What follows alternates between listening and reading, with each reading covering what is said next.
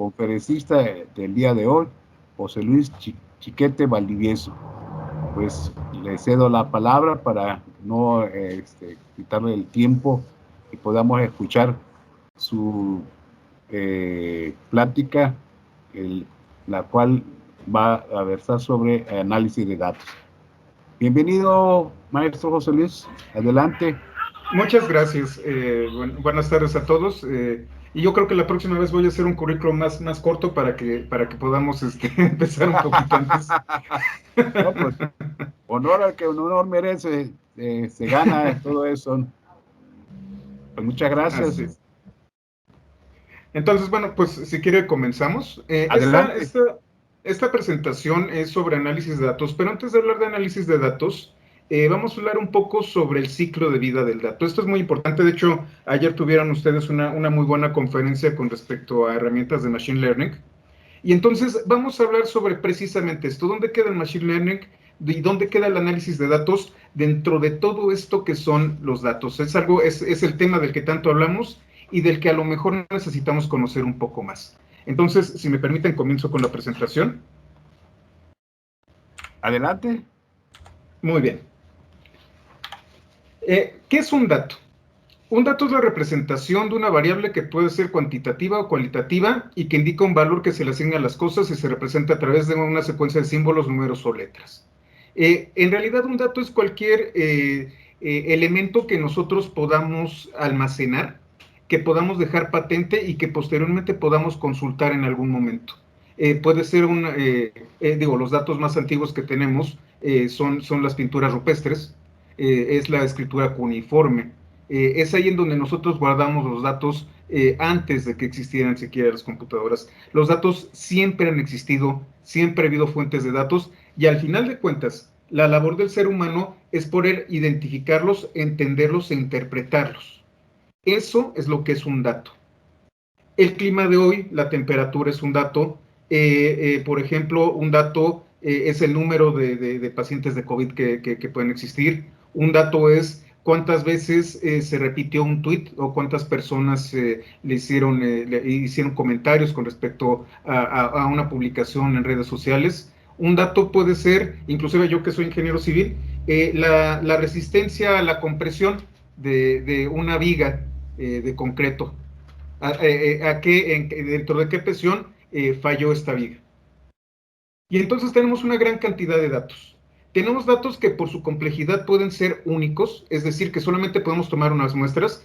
Y regresando al tema de la ingeniería civil, existe una técnica para medir la resistencia de las columnas, que es tomar corazones de concreto. Significa hacer un agujero, ranurar una pared de concreto y sacar un cilindro de esta pared. Ustedes han de imaginar que para sacar estas muestras, pues se requiere primero mucho esfuerzo, segundo, estamos nosotros haciendo pruebas destructivas. ¿Qué significa esto? De que pues puedo tomar 1 o 2 muestras y se acabó. Pero tenemos también actualmente una gran cantidad de espacios muestrales que inclusive pueden, debido a la gran cantidad de almacenamiento y procesamiento de datos que tenemos, que pueden ser miles de millones de datos. Podemos tener como espacio muestral el universo entero de un fenómeno en particular. Entonces el dato es algo que hablamos de él cotidianamente, pero no entendemos la importancia de esto. El dato es el tema de conversación, la ciencia de datos famosa que se está poniendo muy de moda, se está abocando a que de manera automatizada los sistemas de cómputo y los algoritmos puedan procesar los datos, pero al final de cuentas, los datos son algo que el ser humano tiene que recabar e interpretar. Y es ahí en donde viene el ciclo de vida del dato.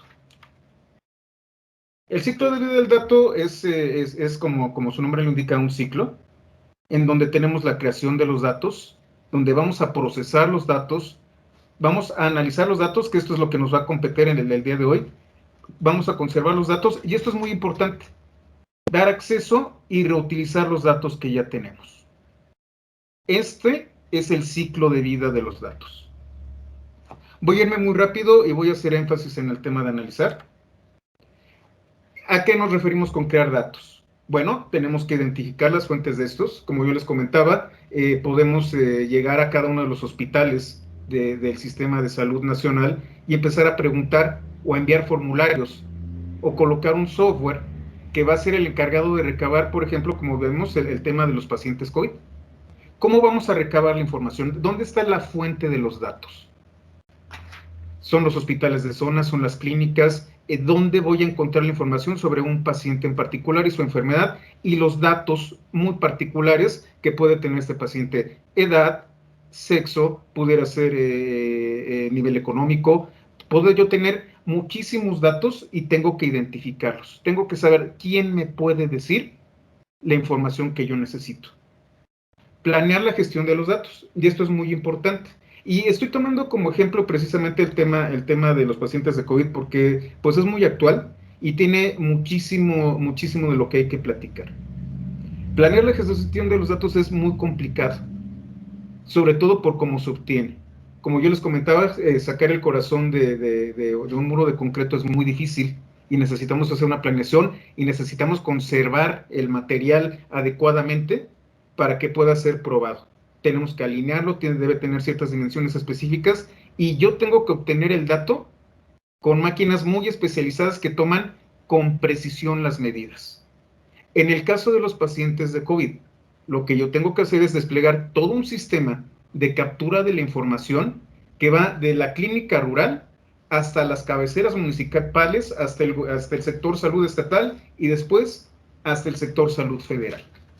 Estamos hablando de que es una gran planeación y de que no todos los datos van a estar al mismo tiempo y de manera inmediata. ¿Qué es lo que sucede? Porque nosotros cuando vemos las gráficas, a veces vemos que los fines de semana baja y de repente un lunes o martes los datos empiezan a dispararse. Es porque el flujo de los datos no es uniforme. Recuerden que estamos todavía en una pandemia en donde hay una emergencia y a lo mejor a las personas del hospital, después de su jornada de labor que tienen que llenar un formulario, pues les da un poco de flojera un viernes por la noche y lo dejan para el lunes. La persona encargada de recabar no trabaja los fines de semana y pueden ocurrir muchas cosas y nosotros tenemos que estar seguros de la historia de cómo obtuvimos los datos. Localizar datos ya existentes es algo muy importante. ¿Qué tal si yo ya tengo un histórico? Y, sobre todo, instrumentar la obtención de datos. Como una vez que es capturado, nosotros tenemos a personas que van a capturar o que van a enviar la información a través de un servicio web o un correo electrónico y al final de cuentas, cómo es capturada la información para consolidarla en un lugar. Y a partir de ahí, los metadatos. ¿Qué son los metadatos? Esto que les comentaba. Además de la información de los pacientes, yo quiero saber su edad, quiero saber su género, quiero saber sus ingresos y quiero saber cómo fue que llegaron al hospital, por ejemplo. Esos son los metadatos. No solamente me quedo con la información de cuántos pacientes tengo, sino los datos adicionales que posteriormente yo podría utilizar. El procesamiento de datos es el siguiente ejemplo. Nosotros necesitamos, ya que tenemos los datos, bueno, si no los hemos ingresado y lo que nos llega en realidad es un camión con decenas de formularios llenados a mano en ni siquiera máquina, entonces tenemos que ingresarlos a un sistema, a una base de datos, a un data lake, a un data store, a algo que nosotros hayamos creado y diseñado para poder tener estos datos guardados, almacenados, transcribirlos, digitalizarlos, inclusive traducirlos. Esto es muy importante, muy interesante dentro de la historia del dato. Una vez que los tenemos, hay que revisarlos, checar que no se nos haya ido mal un apellido, que de repente escribimos mal, que de repente duplicamos la información, que de repente falta información dentro de este tipo de catálogos de datos. Y tenemos que decidir si la información nos sirve o no nos sirve, como viene y como nos la entregan. Anonimizar los datos es muy importante. Al final de cuentas, no me interesa saber cómo se llama, bueno, no es de interés público saber cómo se llama el paciente, porque lo que vamos a hacer nosotros en muchos casos es estadística. Y entonces nuestra responsabilidad es proteger los datos personales de la gente. Podemos utilizar la información, pero no la vamos a ligar a una persona. Y vamos a gestionar y almacenar los datos, que es algo muy, muy importante. ¿Cómo le vamos a hacer para que esta información sea lo más precisa y veraz posible. ¿Cómo puedo hacer yo para que esta información pueda llegar a los ciudadanos? ¿Cómo la voy a guardar? ¿Cómo la voy a ordenar? ¿Dónde la voy a poner? Ya que tenemos los datos, entonces sí, viene la parte interesante. El análisis de datos. Es aquí en donde todo mundo quiere estar. A nadie le gusta hacer censos, a nadie le gusta estar en una mesa, en una jornada electoral, no quiere ser presidente de casilla, cuesta mucho trabajo, pero al final son los encargados de obtener los datos. Una vez que ya están los datos, viene el análisis. Y aquí es en donde todo se vuelve maravilloso. ¿Por qué? Porque entonces tenemos un gran castillo, más que un castillo, una gran construcción en donde tenemos todos los elementos y podemos construir a partir de esto. Y entonces los datos pueden ser interpretados, puedo generar más datos, puedo obtener resultados del análisis de los datos. Un dato no sirve si yo no puedo tomar decisiones. Al final de cuentas yo puedo interpretar, puedo mover, puedo consolidar, puedo sacar todo este tipo de cosas, pero si no es de utilidad, si no hay una utilidad para el dato no se va a convertir en información y no se va a convertir tampoco en conocimiento. Y bueno, esto es lo que está de moda. A partir de los datos y la información, generar modelos. Dentro del tema de los datos, nosotros podemos hablar de que existen varios niveles de evolución. Primero, nosotros a través de la estadística podemos describir el comportamiento de los datos. Y entonces hablamos de media, mediana, distribuciones, desviaciones estándar. Y entonces describimos qué es lo que está ocurriendo con las muestras que nosotros obtuvimos. Y a partir de este espacio muestral, poder de alguna manera describir cómo se va a comportar el universo muestral. Eso es lo que nosotros podemos hacer en un principio, simplemente describir. Sin embargo, eso es, estamos hablando de cosas básicas, estamos hablando de cosas que hacemos nosotros por ahí de los 40, 50 del siglo pasado. Una vez que nosotros logramos describir y tenemos datos históricos, podemos identificar tendencias. Y no solamente podemos describir, sino que además podemos realizar lo que se conoce como análisis predictivo. Y entonces a partir de los datos históricos, de la experiencia, del identificador de factores específicos, poder de forma racional y dentro de parámetros de tolerancia, poder hacer una predicción. Y es ahí en donde nos topamos con un gran problema. Cuando nosotros generamos un modelo, estamos esperando que se comporte dentro de una distribución conocida. Como escucharon en el currículum, yo soy ingeniero en calidad. La ingeniería en calidad no es otra cosa más que estadística aplicada a procesos industriales. Y durante muchos años, mi peor enemigo fue el caos. Yo tenía que hacer que los procesos industriales funcionaran perfectamente. Six Sigma significa 3 errores en 1.000.000 de muestras. Y entonces tenía que hacer que todo funcionara, que todo estuviera controlado, que todo estuviera dentro de los parámetros de una distribución especializada, una distribución estándar, por ejemplo. ¿Y cuál era mi problema? Mi problema era cuando me topaba con el caos. Cuando un factor hacía que todo el sistema se volviera inestable. Y hasta ahí nos quedamos nosotros por ahí de los 80s, 90s del siglo pasado. De repente las computadoras empezaron a crecer y nació una nueva rama de la tecnología. De hecho, ya venía desde los años 30 del siglo pasado, que es la inteligencia artificial. Como ustedes saben, hay cosas que no son computables. El cómputo, la estadística y las matemáticas formales se quedan hasta ciertos límites. ¿Qué pasa cuando entramos al mundo del caos? ¿Qué pasa cuando entramos al mundo de la intuición y al mundo del aprendizaje humano? Y es ahí en donde nace la inteligencia artificial. Y entonces vamos mucho más allá del tema de la estadística y empezamos a identificar patrones. Y empezamos a utilizar técnicas en donde, aun cuando no haya una relación aparente, podemos jugar con los números, identificar ciertos parámetros y entrenar un modelo. Eso se conoce como machine learning. Ahora, ¿qué pasa si de repente nos entramos entramos en un sistema totalmente caótico y empezamos a jugar con todas las variables, empezamos a buscar patrones y dentro de los miles y millones de datos empiezo a trabajar modelos y los empiezo a hacer competir unos contra otros. Y entonces hablamos de redes neuronales, hablamos de series de tiempo, hablamos de procesos estocásticos y hablamos de deep learning. Es ahí en donde estamos. Todavía no llegamos a sustituir la inteligencia humana, pero tenemos en este momento las herramientas como para poder hacer esto, y la buena noticia es que estas herramientas ya no son tan caras. Es ahí en donde viene el tema de todo lo que es el análisis de datos, es ahí en donde todo ha crecido. Esto es maravilloso, suena muy bien, pero antes del análisis tengo que procesar la información, tengo que crear los datos y tengo que estar listo para este análisis. Y bueno, los datos van a generar no solamente más datos, sino que van a generar información y en este momento van a generar acción. La parte importante de los datos es esta de aquí. Dar acceso a esta información, distribuirla, hacer que las personas no solamente se queden con una infografía, sino con todo el conjunto de datos a partir del cual yo creo la infografía. ¿Cómo los comparto? Hay una ley bueno, no hay una ley, hay una, un movimiento con respecto a los datos abiertos, en donde el gobierno es responsable de hacernos a nosotros los ciudadanos partícipes de la información. ¿Cómo controlo el acceso?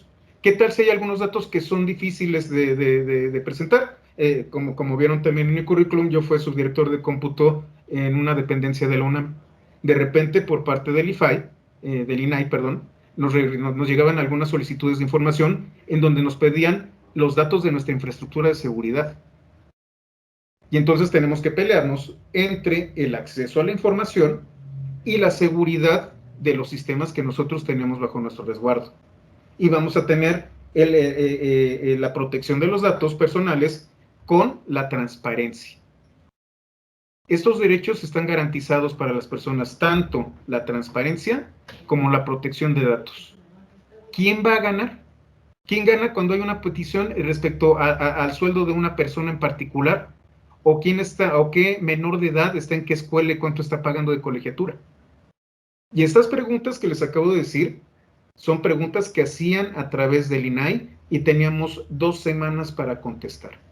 Y teníamos que contestar o con los datos o por qué nos reservábamos la información. ¿De quién es la propiedad de los datos? Seguramente ustedes tienen algún doctor por ahí y tienen un expediente clínico. Y de repente llegan ustedes, ya no quieren estar con este doctor y dicen al doctor, doctor, quiero mi expediente para irme con otro médico, quiero una segunda opinión.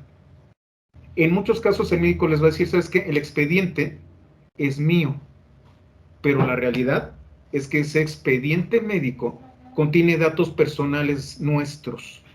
Ese expediente es nuestro.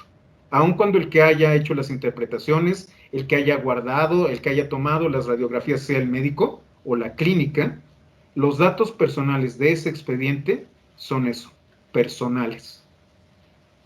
¿Y cómo los vamos a divulgar?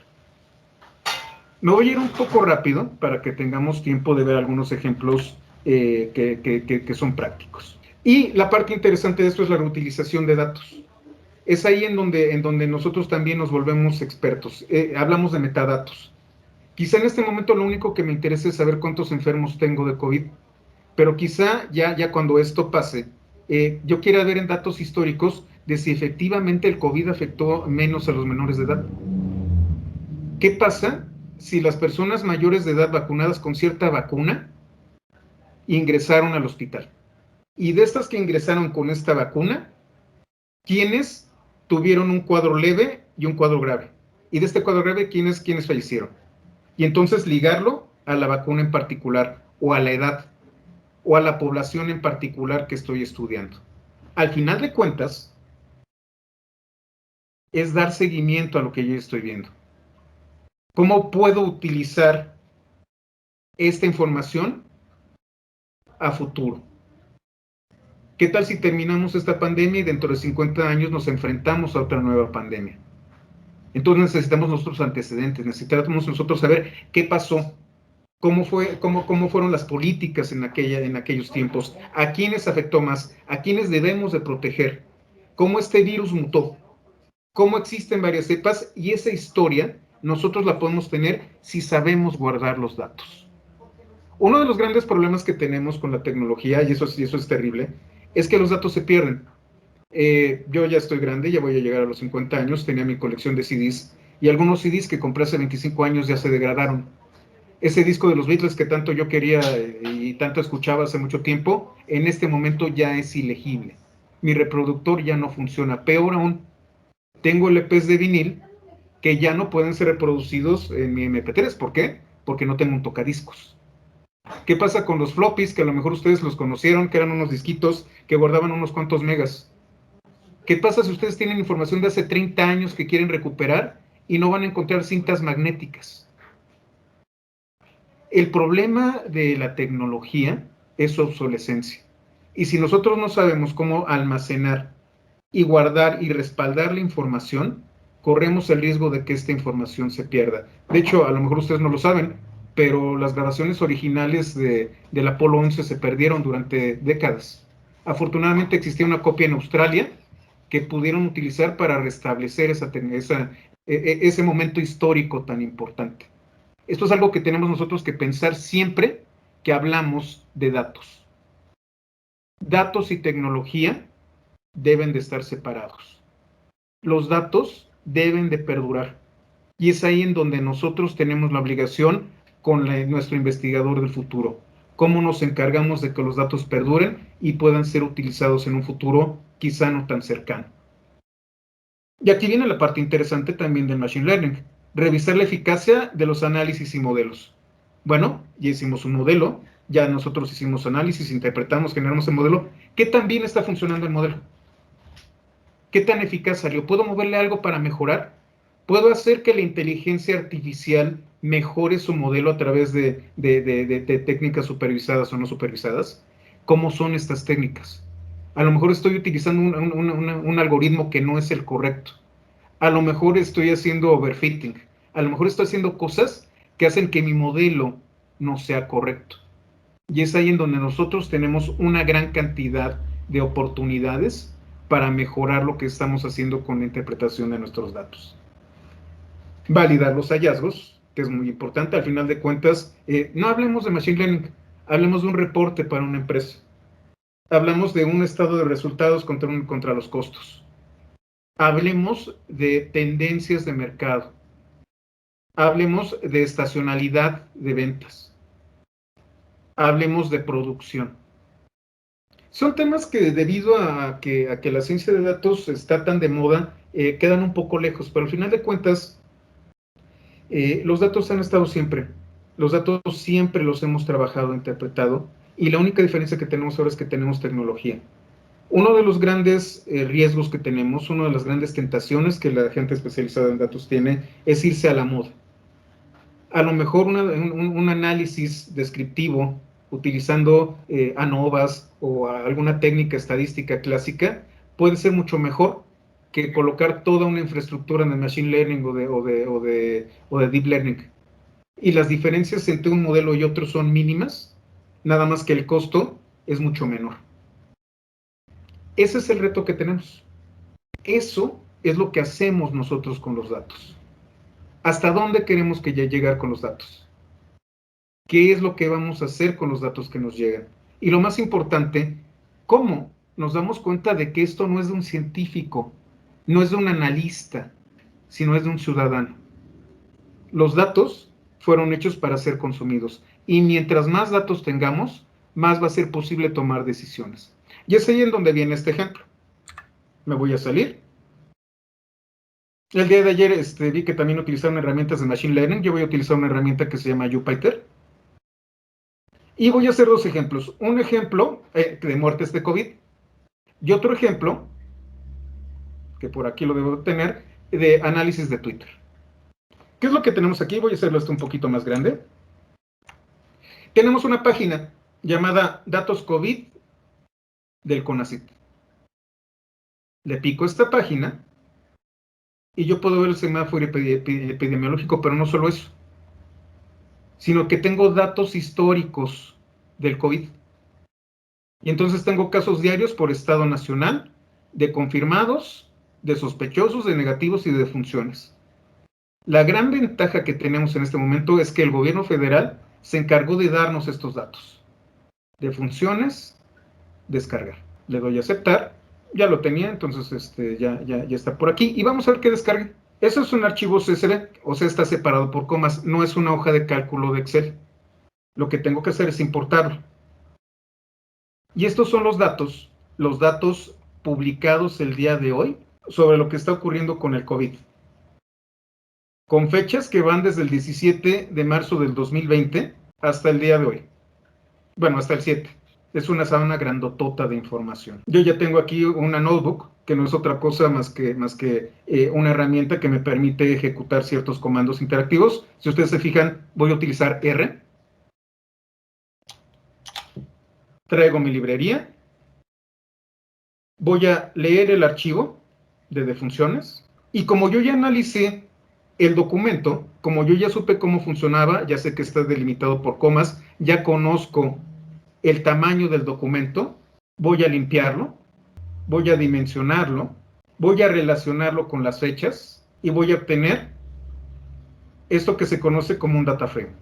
A partir de un archivo de texto separado por comas, tengo un data frame que puedo yo analizar.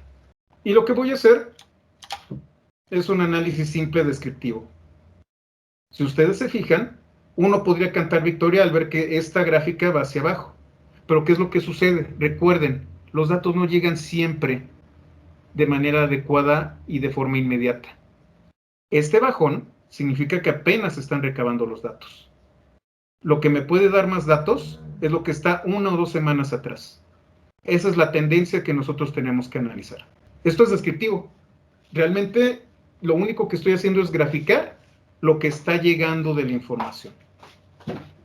Puedo sacar la suma de fallecimientos, puedo ver una gráfica acumulativa, y donde la pendiente es más alta significa que hubo aumento en las muertes, y que aquí llegamos a una pequeña cresta, significa que aquí bajaron las muertes, y que por aquí, estamos por aquí, y afortunadamente creo que se ve que vamos a llegar otra vez a una cima. Ojalá y esto baje. Pero entonces ahora podemos interpretar de manera descriptiva la información. Podemos entender, podemos saber y sobre todo no nos cuentan. Tenemos los datos que están publicados oficialmente por el sector salud. Eso es muy, muy importante. Y vamos a ver otro ejemplo. Todavía tenemos tiempo. Me quedan 7 minutitos. Este es un poquito más elaborado.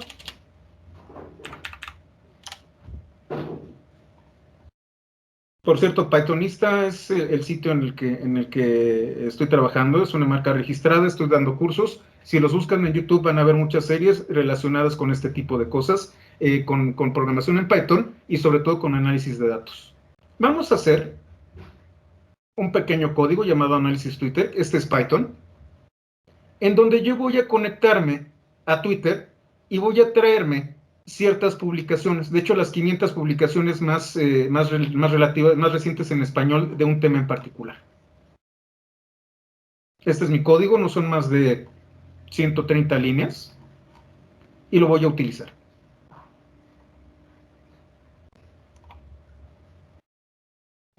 Lo importo,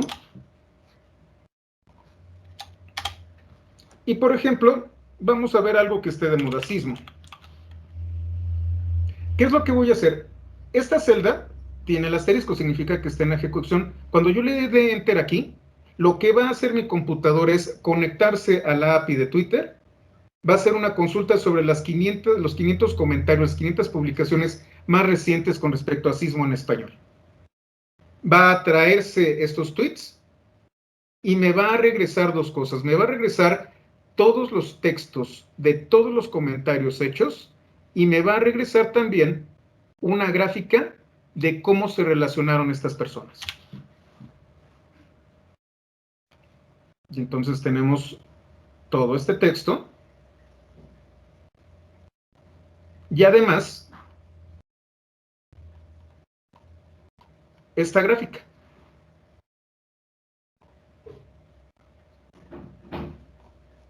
Esta gráfica, que si nosotros la podemos ver, nos habla de las relaciones que existen con respecto a un tweet en particular. Tenemos un usuario que hace un comentario y a partir de este usuario empieza a generarse una relación.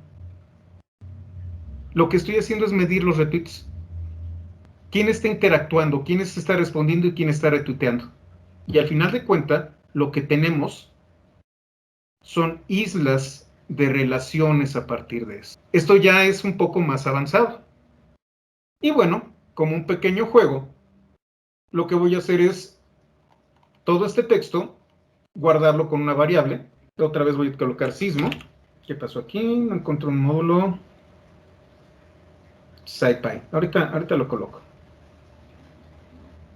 Fue algo raro. Déjenme ver si lo tengo aquí guardado. No está definido texto. Algo pasó. Denme un segundo. Déjenme lo tomo de aquí otra vez.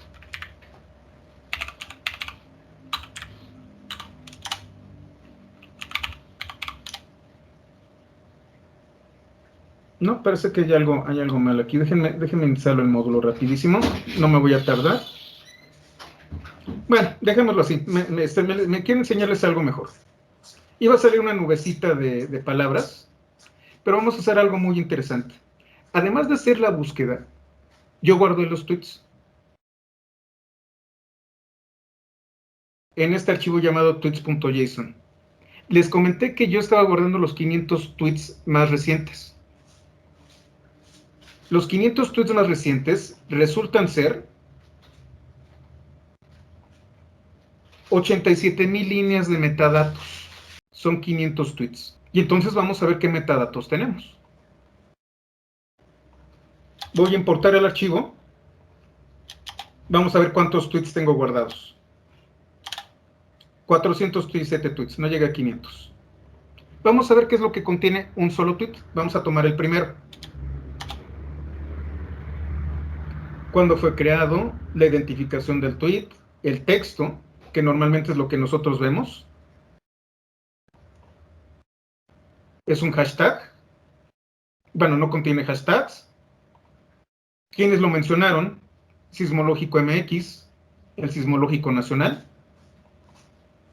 Si había una URL, una liga ahí. ¿En qué lenguaje se utilizó?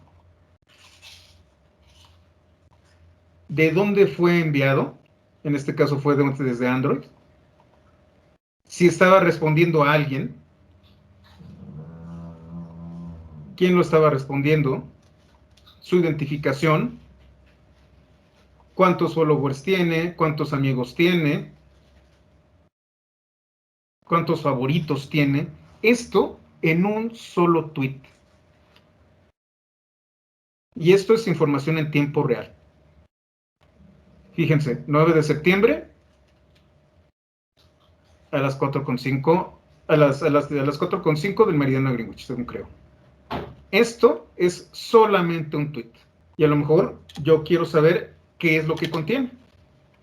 Cuándo fue creado, los identificadores, si está truncado, metadatos, de dónde viene, en respuesta a quién es, cuál es el usuario, si hay datos geográficos. Si ustedes tienen prendido en su celular la localización, aquí va a estar, incluyendo sus coordenadas.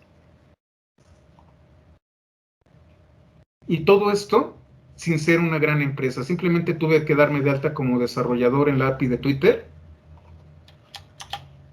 Y esto es lo que sabemos del usuario. Estos son los metadatos. Y afortunadamente Twitter es bastante celoso de esta información. Si ustedes van a utilizar la API de Twitter, tienen que hacer un compromiso de que no van a hacer mal uso de esta información y sobre todo, a menos de que paguen cierta cantidad, un licenciamiento, no van a tener información más allá de una semana, no van a tener demasiados históricos. Y además, hay una restricción con respecto al número de consultas que pueden hacer ustedes. Obviamente si pagan una licencia o si son un gobierno capaz de llegar a algún convenio con Twitter, pues van a tener mayor información. Pero con todos estos metadatos, con estos metadatos en particular, digo, ahorita fue sismo, es algo que está muy de moda y que todo el mundo está comentando. Pero ¿qué tal si buscamos el nombre de un político? ¿Qué tal si estamos en época electoral y empezamos a buscar la actividad de un político? ¿Qué tal si identificamos a ciertas personas con ciertas actividades en común que están ligadas a través de un hashtag y yo las puedo identificar, puedo saber cómo están interactuando y si tengo un histórico, puedo ver cómo van evolucionando con el tiempo? Esto, sin ser un gobierno, sin ser nadie en especial más que un usuario y un desarrollador. Esto que están viendo ustedes es el poder de los datos y del análisis de datos. Y está al alcance de prácticamente cualquier persona que tenga una laptop de medio pelo. Y es con esto con lo que me quiero quedar. Es lo que quiero que ustedes vean. Entonces, bueno, con esto damos por concluida esta presentación. Les agradezco mucho y espero que haya algún comentario. Vamos a dar inicio a la sesión de preguntas y respuestas. Si alguien tiene alguna pregunta que realizar, que levante la mano, por favor. Maestro Jesús Alberto Carrillo Valencia quiere hacer un comentario. ¿Le pueden abrir el micrófono, por favor?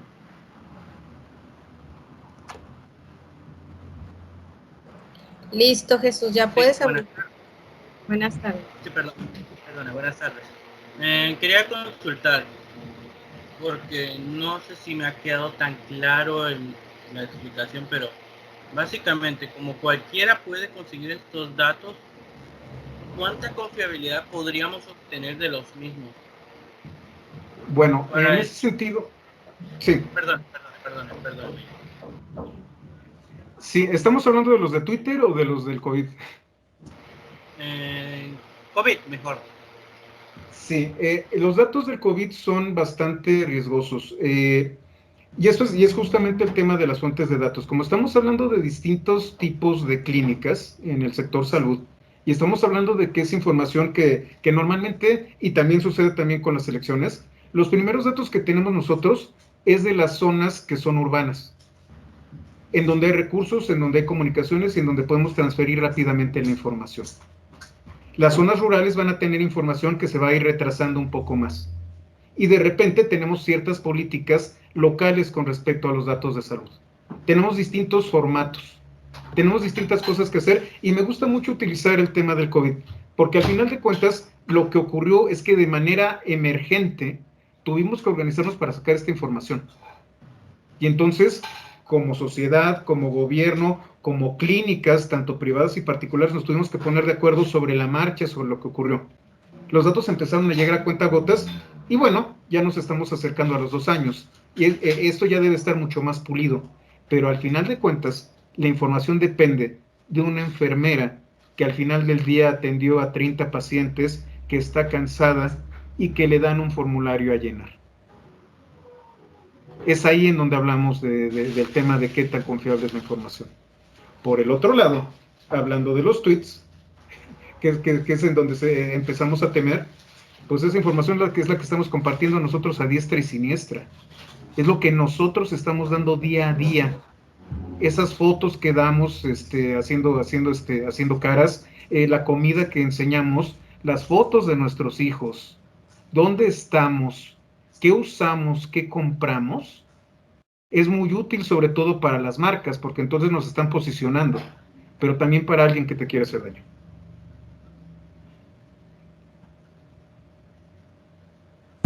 Muchas gracias, doctor. ¿Alguien tendrá alguna otra pregunta, algún comentario para nuestro ponente?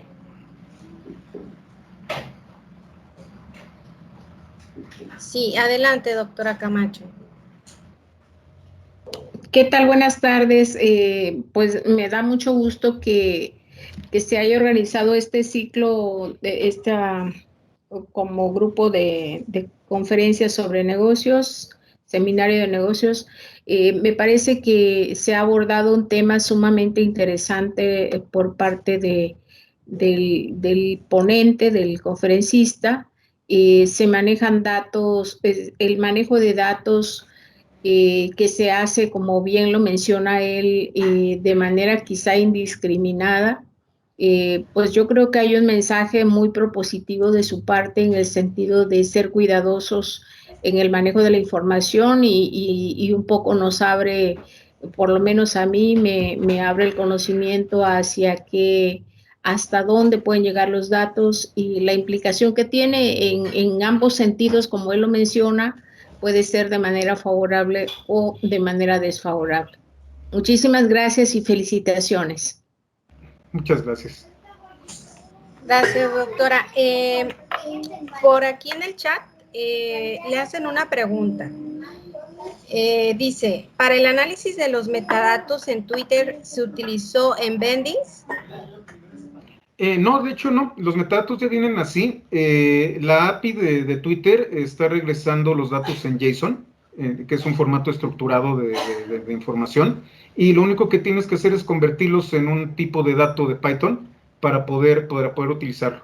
Pero si tú sabes manejar JSON, que es algo que utilizas, por ejemplo, en MongoDB, puedes extraer la estructura completa. Muchas gracias, Fernando. Ya te contestó tu pregunta el doctor. También del maestro José Eduardo Ruiz Borregar, quien dice que fue una excelente exposición, que agradece mucho la invitación a este evento, que estuvimos en muy buenas manos, y bueno, que el manejo de la información en buenas manos es muy útil. Sin embargo, cuando cae en malas manos, es una información que se puede volver sumamente peligrosa. Es el comentario que hace el maestro José Eduardo Ruiz Borregar.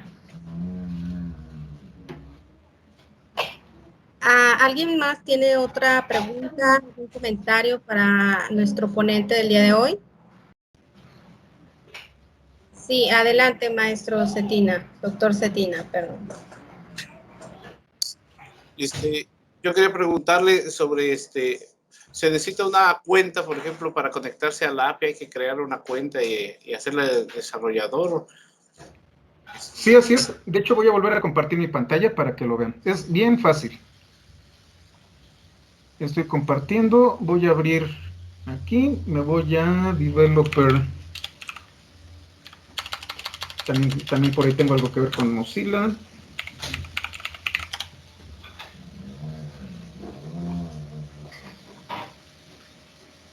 Este es el sitio, developer.twitter.com. Y aquí donde dice Apply, lo voy a hacer un poquito más grande.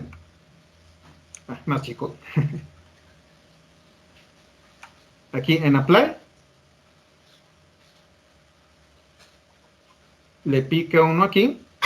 ¿Y cómo lo quieres hacer? Voy a hacer un bot, voy a hacer herramientas, voy a explorar la API. ¿Qué aplicaciones voy a hacer? ¿Qué tipos de permisos voy a pedir? Obviamente necesito ya estar en Twitter, un correo,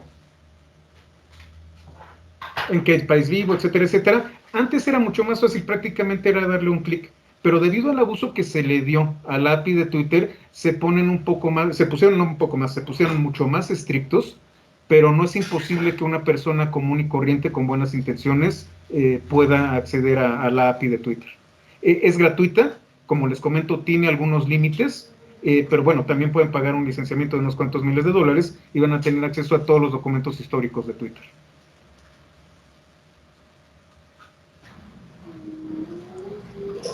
Muchas gracias. De hecho, sí, ¿no? O sea, hay que pagar mucho para tener la información de manera ética, ¿no? Por acá menciona el profesor Marcos Pérez que para los estudiantes de negocios el análisis y manejo de datos es sumamente importante, ¿no? Es una de las habilidades más requeridas por los empleadores hoy en día y también a futuro. Y Yolimar Vera pregunta, ¿cómo se puede elegir la mejor plataforma de análisis de datos para las empresas? Uy, hay muchísimas. Bueno, para empezar, sí, efectivamente, al final de cuentas, lo que estamos utilizando mucho y por lo que ha crecido el tema de análisis de datos es porque es una ventaja competitiva.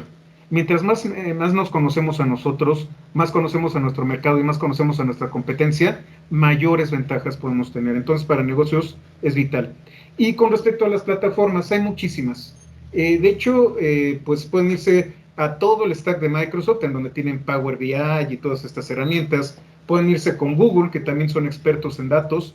Pueden contratar herramientas como por ejemplo las de IBM. La realidad es que prácticamente todas ofrecen las mismas capacidades. Es muy común que me pregunten qué es más fácil, si Python o R, por ejemplo, para programar. Y la realidad es que son herramientas. Las herramientas son muy útiles, las herramientas pueden ser muy poderosas, pero al final de cuentas el usuario experto es el que hace que valgan la pena las herramientas. Si uno sabe cómo funcionan, se conoce cómo utilizarlas y tiene ideas claras de qué es lo que va a hacer con las herramientas, hasta en Excel ustedes pueden hacer muy buenos análisis de datos. Muchas gracias, maestro. No sé si alguien quiere hacer algún otro comentario, alguna otra pregunta.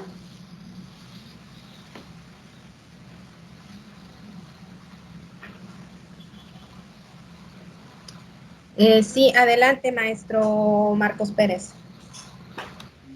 Hola, muy buenas tardes. Muchísimas felicidades al expositor del día de hoy. La verdad es que estuvo bastante interesante la charla. Y pues nada más, compartido, que estaba yo poniendo precisamente en el chat. Por ejemplo, en la DACEA tenemos una asignatura que es informática para la gestión y manipulación de datos, y donde con el uso de Excel precisamente aprendemos a manejar y manipular información, ¿no? Darle forma, inclusive crear sistemas de business intelligence, y puede ser a partir de información así obtenida con valores separados por coma, hasta grandes cantidades de análisis de datos. Todo depende también de tus habilidades con el software que estás empleando. Y por supuesto, por ejemplo, en Excel tienes la oportunidad de programar en macros en Visual Basic, y con esta herramienta pues puedes tener una analítica muy, muy fiable, ¿no? Si quieres empezar en este mundo del análisis de datos.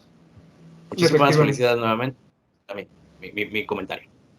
Muchísimas gracias. Y sí, efectivamente, muchos hacemos chistes con respecto a Excel, pero Excel es una herramienta muy poderosa si la sabemos utilizar.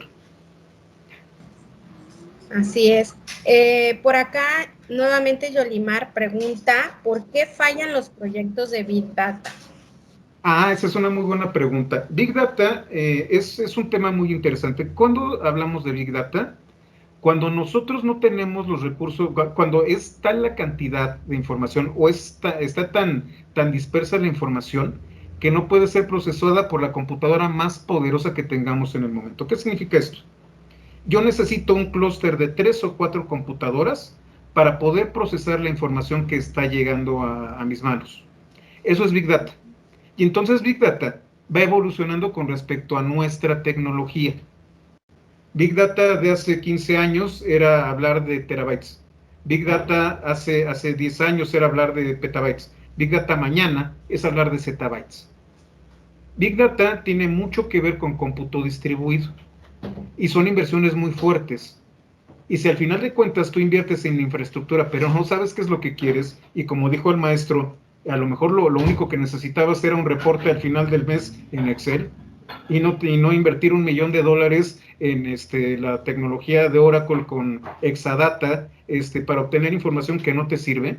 Ese es el grave problema de Big Data. Big Data implicaba, porque ahorita ya tenemos los servicios en la nube, implicaba una inversión muy fuerte en infraestructura. Y al final de cuentas, otra vez, se iban por la moda. Vamos a colocar servidores grandototototes, vamos a tenernos toda la información, vamos a crear los data lakes. Y bueno, ya los tienes. Ahora qué pregunta es la que querías responder. Y es por eso por lo que falla Big Data.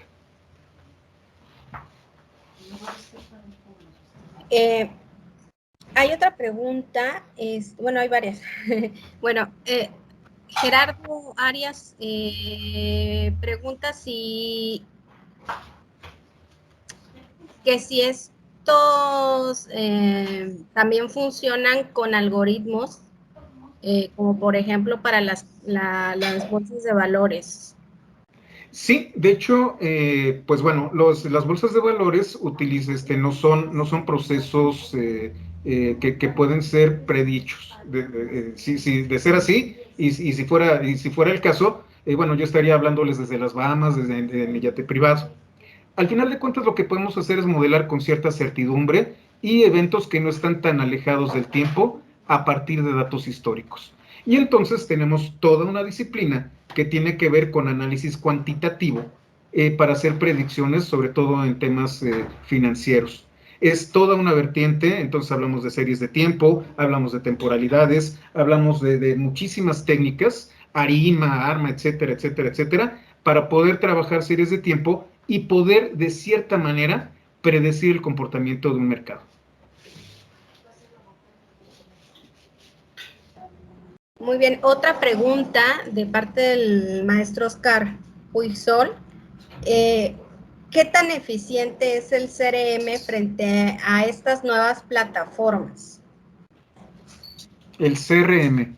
Ajá. El CRM, ajá, las herramientas para relacionarse con los clientes son importantes. De hecho, es algo que también se hace mucho. No puedo decirles ahorita cuál es mi empleador. Sin embargo, lo único que les puedo decir es que es una aseguradora y justamente está trabajando en un esfuerzo para poder entender mejor a sus clientes. Hay muchas maneras en las que el cliente se comunica con nosotros y nosotros a lo mejor no estamos poniendo atención en esa pequeña queja que hubo, en ese tweet adverso que se ocurrió, en esa anotación que se le hizo al ajustador. Y es entonces cuando el CRM se vuelve una gran herramienta de análisis, porque tenemos muchas fuentes de información que nos permiten conocer a nuestros clientes. Entonces sí, el CRM se vuelve muy importante porque estamos escuchando la voz del cliente de distintas fuentes. Tenemos muchas fuentes, tenemos que agruparlas, darles valor, darles un peso, estandarizarlas y a partir de ahí poder sacar conclusiones y podemos hacerlo cliente por cliente.